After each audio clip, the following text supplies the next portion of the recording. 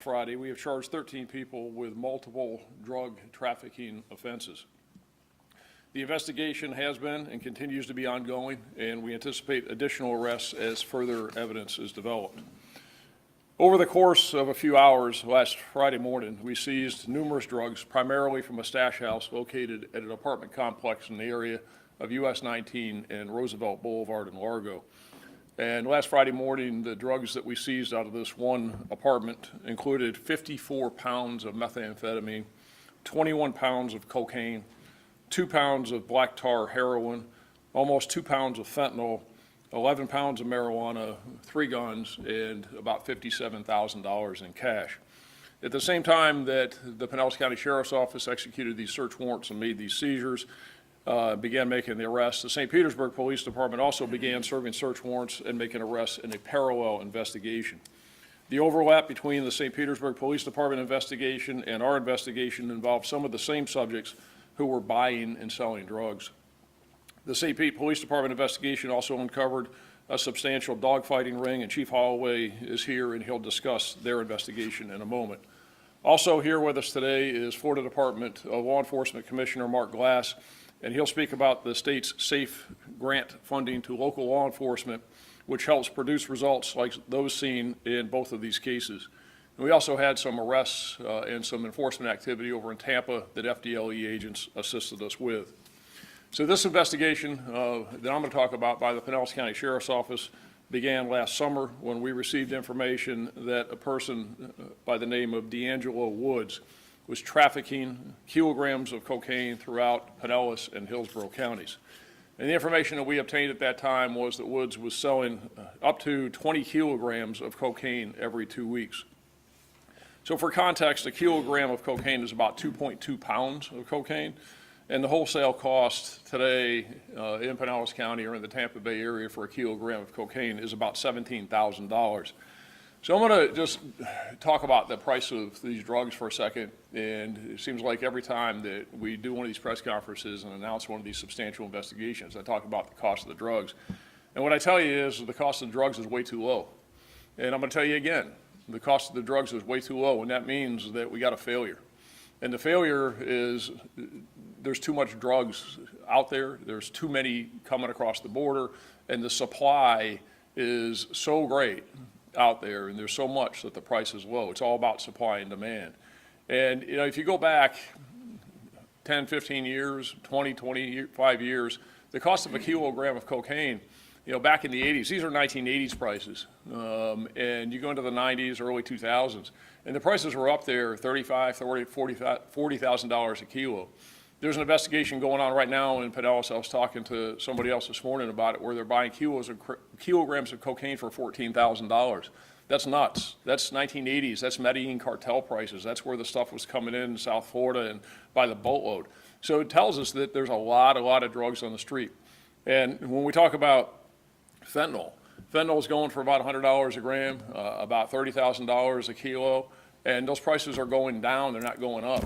They need to go up. And so it shows that we got a really serious drug problem in this country. And what it comes from is there's too many drugs coming in, and we know where they're coming from. They're coming primarily from the border. And so this is a significant issue that we face throughout the country. So as getting back to this investigation, after we received this information about what Woods was doing, we were able to introduce an undercover detective from the Pinellas County Sheriff's Office to him. And during the course of that undercover investigation, between February and July of 2024, the undercover detective made purchases directly from Woods, hand-to-hand from Woods, on 9 separate occasions, and purchased in total about 2 kilograms of cocaine and about 1 pound of methamphetamine. And Woods was selling pounds of methamphetamine for about $1,500 each. Through the investigation, we determined that Woods had a local source of supply, and that local source of supply is a local known drug trafficker by the name of Matthew Turner. Turner, which is no shock, has an extensive criminal history, including arrests for attempted murder, threats to a law enforcement officer, and battery on a law enforcement officer. As the investigation unfolded, we determined that Matthew Turner was obtaining cocaine, methamphetamine, fentanyl, and heroin from a source of supply in the Los Angeles, California area. That source of supply would send boxes via UPS and FedEx to Tanya Rodriguez at an address in Brandon over in eastern Hillsborough County. Turner would obtain the boxes containing the drugs from Rodriguez. So they were shipped via UPS and FedEx from Southern California to Rodriguez's home. At one point, the Department of Homeland Security, HSI, seized a box and it contained 10 pounds of methamphetamine that was destined for Rodriguez's home. Now, this California source of supply, in addition to sending the drugs here locally to Rodriguez at her home in Brandon, would also send a woman by the name of Jasmine Silva, who lives in Southern California, who she has identified or talked about as being her brother. We don't know if it's really her brother or not, but this is the person who was sending her here. And she would fly in and she would rent Airbnbs throughout the Pinellas County area. So she would check in, if you will, to the Airbnbs. The next thing you know, you see these UPS trucks and FedEx trucks showing up. So she was getting deliveries from the source when she arrived here, like Rodriguez was getting, and all those boxes contained the drugs. And Henry Smith is another person who we identified, and Turner, along with Henry Smith, and Henry Smith is Turner's right-hand man, they would get the drugs out of these, in the case of Silva, the Airbnb places, in the case of Rodriguez, her home in Brandon, and deliver them to a stash house, and primarily the stash house that we had identified at that apartment complex in the area of US 19 and Roosevelt Boulevard, where they would process the drugs into smaller amounts and sell them throughout Pinellas County via various distributors. So in addition to Woods and Smith, we identified the following individuals as drug distributors for Turner. They are Marvin Baxter, Gerald Betzel, Steve Horn, Javarian Keaton, Murad Saeed, Michael Turner, and John Wallace. And I'll show you a slide here in a minute with these people on it. And most all of these people, again, it's not a shock, same thing we see all the time, they have very, very extensive criminal histories. So, as is the case with people that are engaged in drug trafficking activities, they don't limit themselves to one source of supply. They often have multiple sources of supply, so when one's out, they go to the other and they flip back and forth. And that's what was happening in this case as it related to Woods. Remember, Woods is under Turner. Turner's the guy that's getting it out of California. Woods is getting it from Turner, and then Woods is putting it on the street here.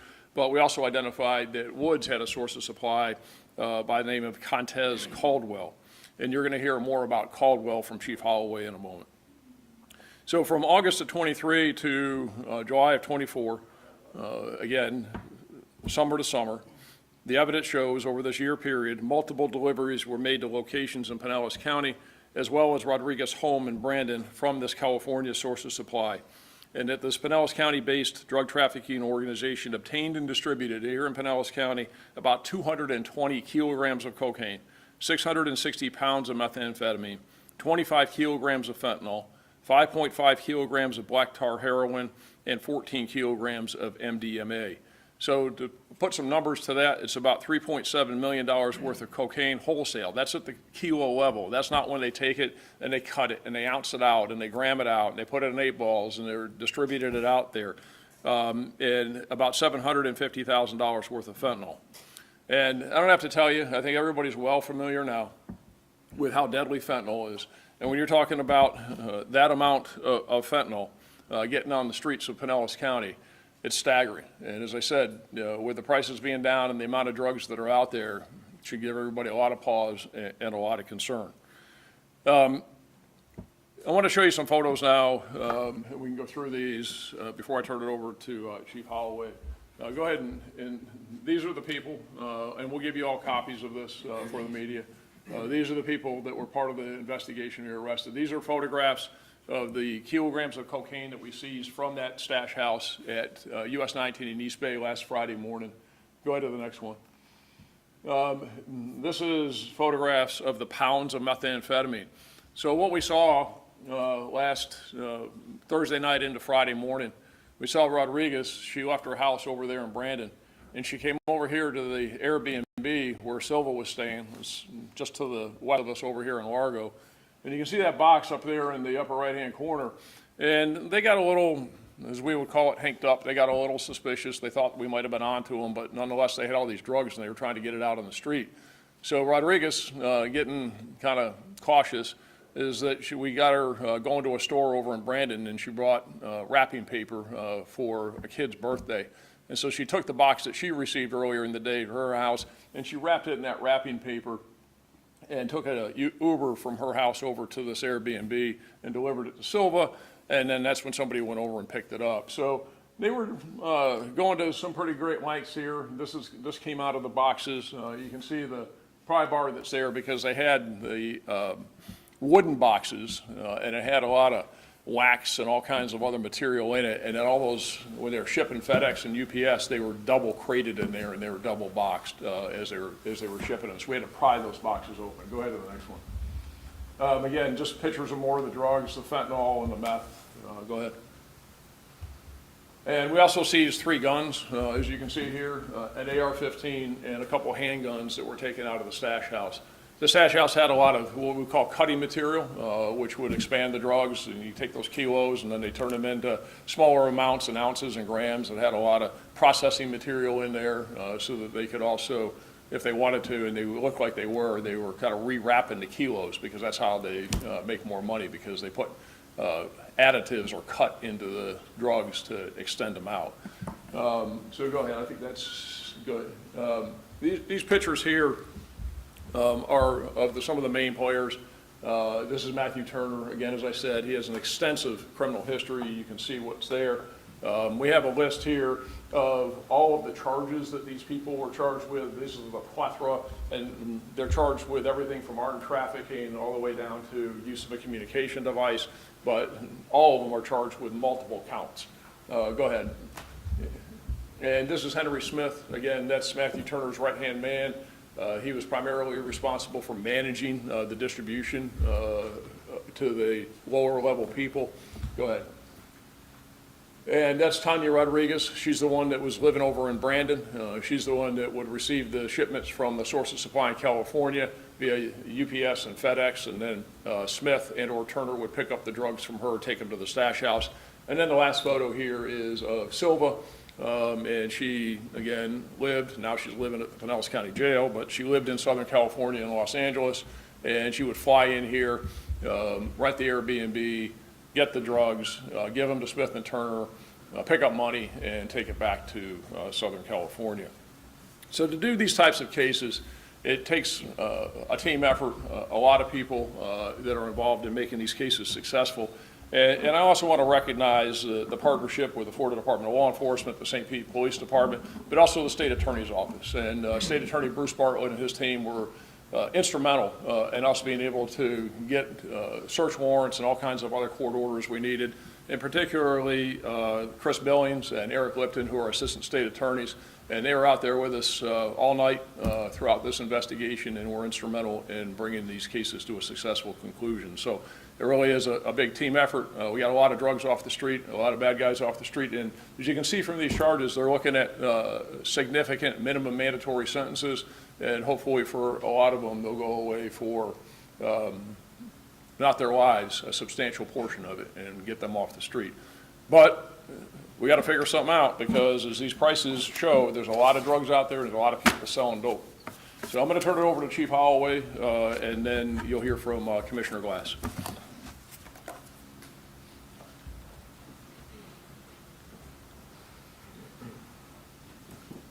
Thank you, Sheriff. And I just want to echo exactly what Sheriff Gualtieri was talking about, is the partnership here in Pinellas County, not only with the State Attorney's Office, but also with Commissioner Glass. Word I want to say before we get started is, you want to bring your drugs to Pinellas County, you want to sell here, it's just a matter of time, and we got time on our side. And what I mean by that is, we may not get you today, we may not get you tomorrow, but sooner or later, we're going to come knocking on your door, or we're going to flashbang your door, and we're going to take you out of Pinellas County, because we do not want that in our area. So the first thing I'm going to talk about is really about our part of the case where we worked along with the Sheriff's Office and FDLE. First thing I want to say is dogfighting is brutal, inhumane, practice that inflicts immense pain and suffering on innocent animals. And that's what we start looking at, what these guys and what these men and women were doing to the animals in our area. So back in November of '23, our narcotic unit started working with FDLE because we knew a subject by the name of Mr. Small. He was a known fentanyl and cocaine trafficker in our area, and he had several associates. The detectives did a great job. They started following Mr. Small around and his associate, and they were able to identify numerous locations. But the issue was Mr. Small moved from day to day because he was afraid that he was going to get caught, but the detectives did a great job of continuing to follow Small around. During that investigation, they found out not only was Mr. Small selling narcotics, but there was a drug operation going on. You're going to hear more about that in a few minutes, about Mr. Coswell that was involved in it. So in April of 2024 of this year, we began a long-term investigation, not only looking at Mr. Small for the narcotics, but we also started looking at the dog fighting operation. And that's where we were able to identify Coswell as the person that was leading on this dog fighting. Now, it was not only here in Hillsborough, in Pinellas County. They were doing dog fighting in Hillsborough County, Manatee, Apalachicola County, and also in Georgia. They were moving these dogs all about. So I'm going to show you a video right now to show you exactly how they had it set up. So last week on July 18th, we did a raid. These were the animals that we found there. As you can see in the backyard, they had kennels set up. Kennels set up for this operation. We recovered more than 111 dogs. 111 dogs that were used for this dog fighting.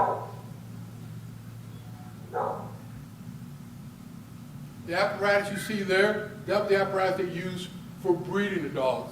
The other apparatus you see are treadmills where they would train the dogs so the dog could have long and be able to fight for a long period of time.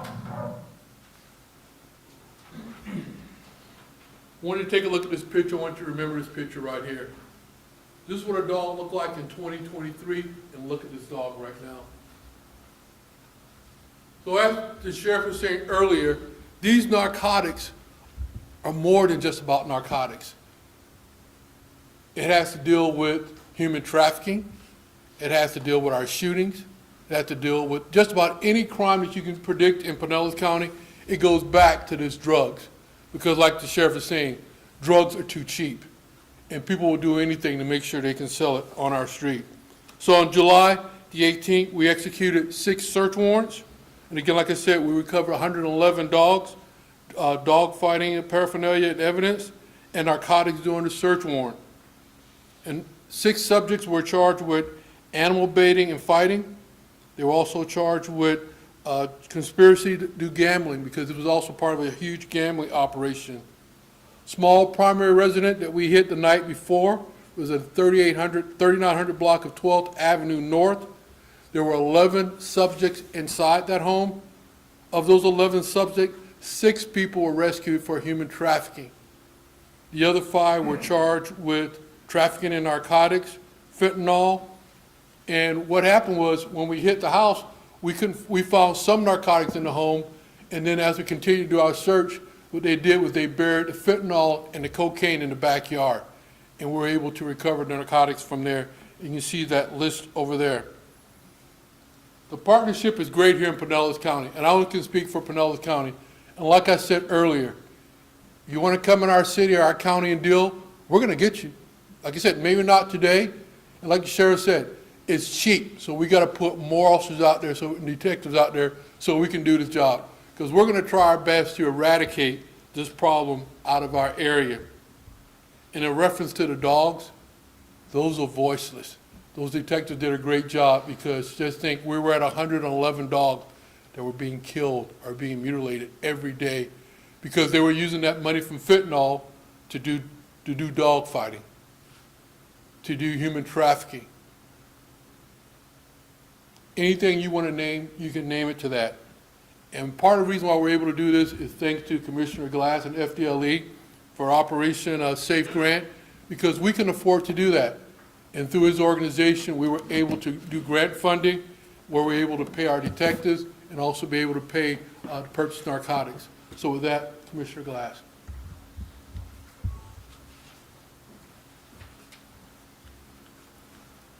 I'm FDLE Commissioner Mark Glass, and If that doesn't choke you up, I don't know what will. Fentanyl is killing our people in this state.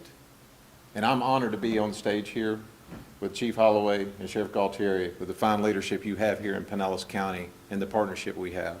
As you see here, we got the 3 SEALs here. That's happening all across our state, primarily because of the SAFE grant. It's probably one of the best criminal justice tools that we've had in a long time.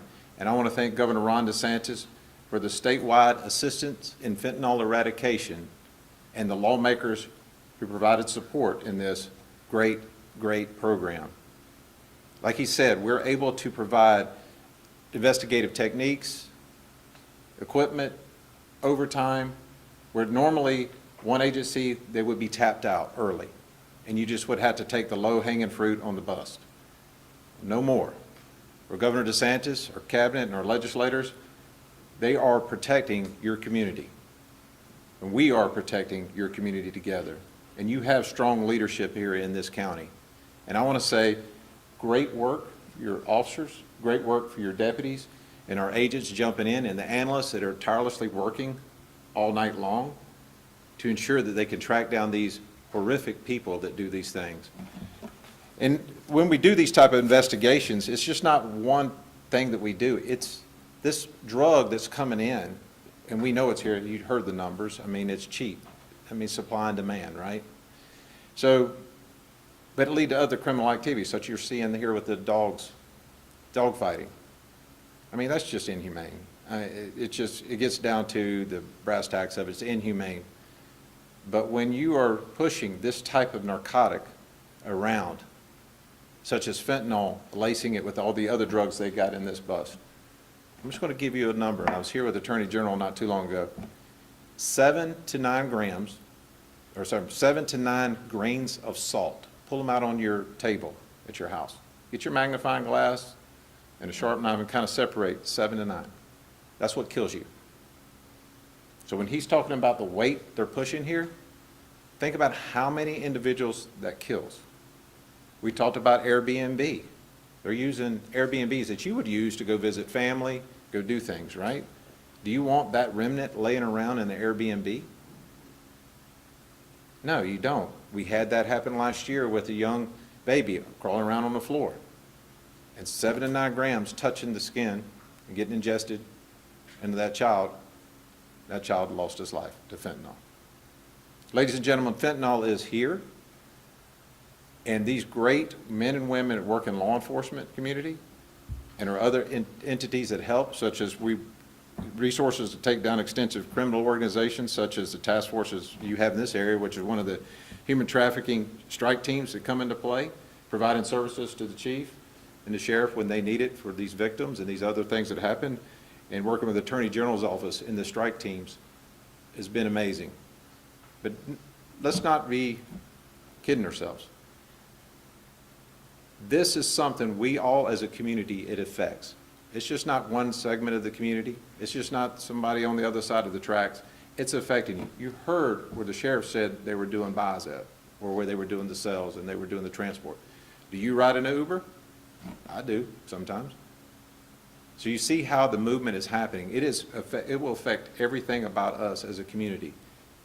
And we would be remiss as citizens if we do not try to do something to help stop this problem in our community.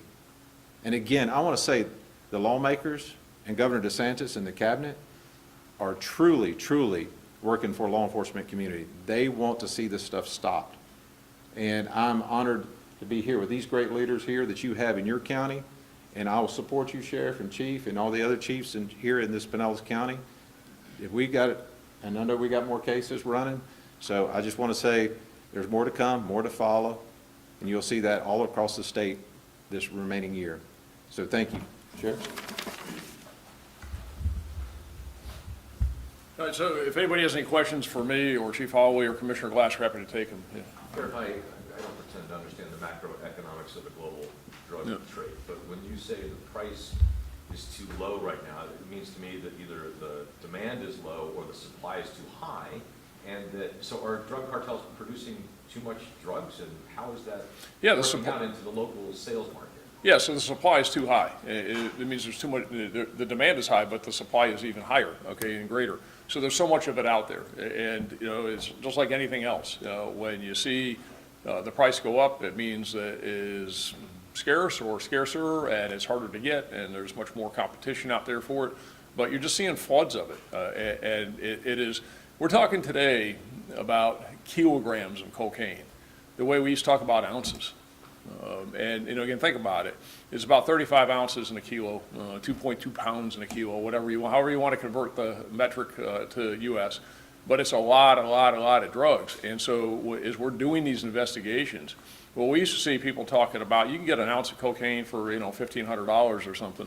And you get a couple of those, that's a good case. Today, it's all about kilos. So it shows how the weights are up, and really, what it comes down to as well is it comes down to supply, but it also, the other part of that equation we're talking about is demand. And why is there so much demand? And there's so much demand because there's so much addiction. And that's a whole other part of the discussion, is you have so many people out there, and they're hurting. People with co-occurring disorders of behavioral health, mental health, addiction, substance abuse, and those co-occurring disorders, because people are wanting it, and especially with fentanyl. And the reason why we've talked about this so many times, the reason why fentanyl is in such demand is because it's cheap, and it's a very, very good, clean high, and so people want it. And that's why there's a demand for it, but there's so much of it, and it's because it's coming in. It's all coming in through Mexico, it's coming in through the border. Yes, some of it is coming directly with the fentanyl from Southeast Asia, but most of it's coming into Central America, South America, and coming up that way. And, you can call it whatever you want. People can say whatever they want, but the fact is, when you have this open border to the extent we do, it is causing an open market, and we are seeing the effects of it across the country, including here in Pinellas County, on the streets of St. Petersburg, streets of Clearwater, streets of Largo, and there's way too much dope out there.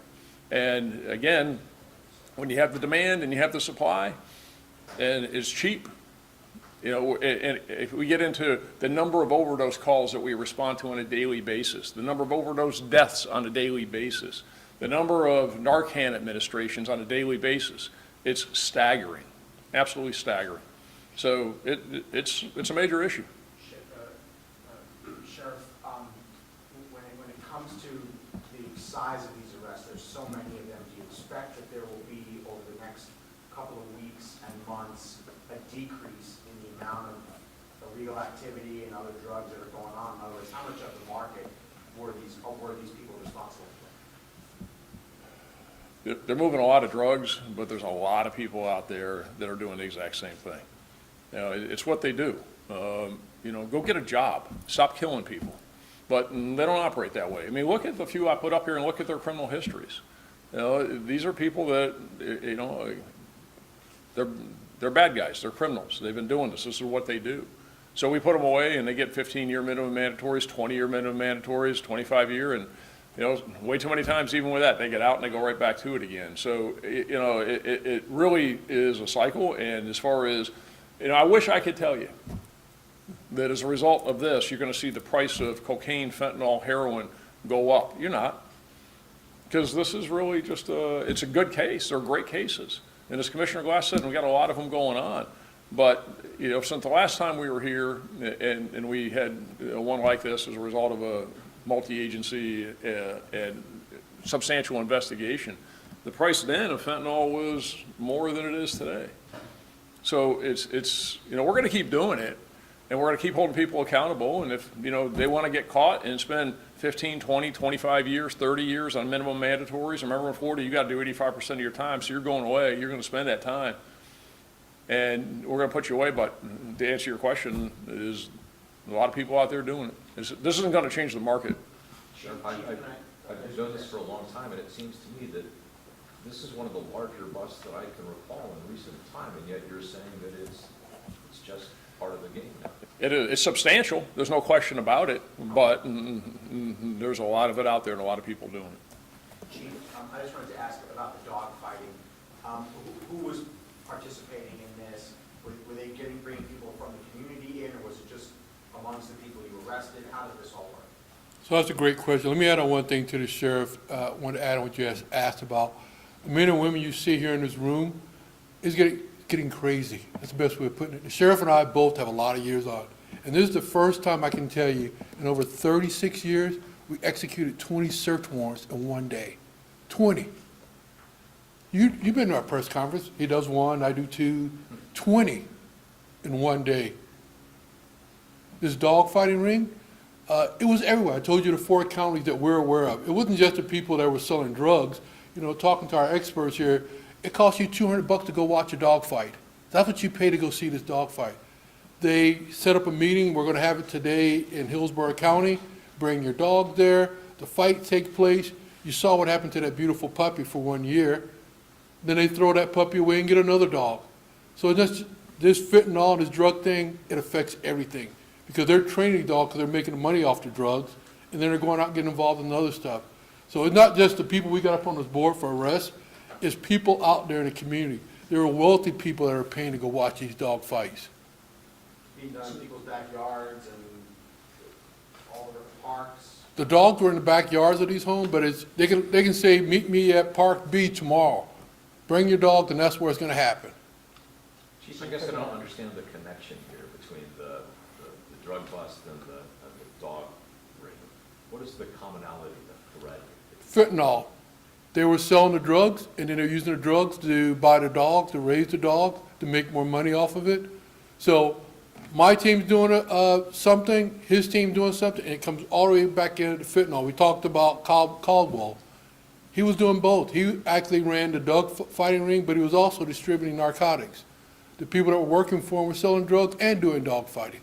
Were people who were attending these events, and I hate to use that word, but were people who were going to these dog fights, were they then drug users as well? Is that what was, you know? So a couple ways the dog fighting can happen. You and I can do it over money. We can do it over cocaine. We can do it over fentanyl. It's whatever you're willing to pay. So you bring your dog, I bring my dog. Okay, our 2 dogs go at it. So the price of that match is maybe a pound of cocaine. Chief, for the 111 dogs, what's next for them? Are they going to be up for adoption? Are they being rehabilitated at the moment?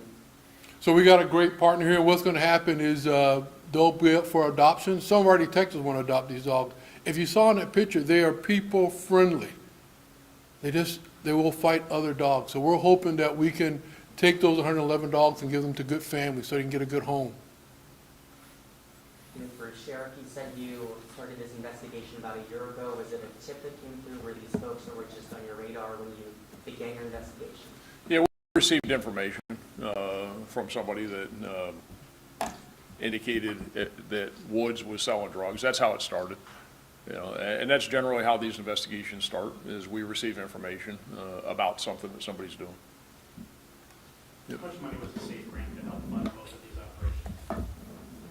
Well, Commissioner, I think the amount statewide is about $20 million is available. Now, how much, you know, Commissioner Glass can speak to it. How about, you know, there's hundreds of thousands. So the first year that the governor put this in action, it was 25 million, and it didn't really get started off till, that was authorized in July of last year, so a year ago.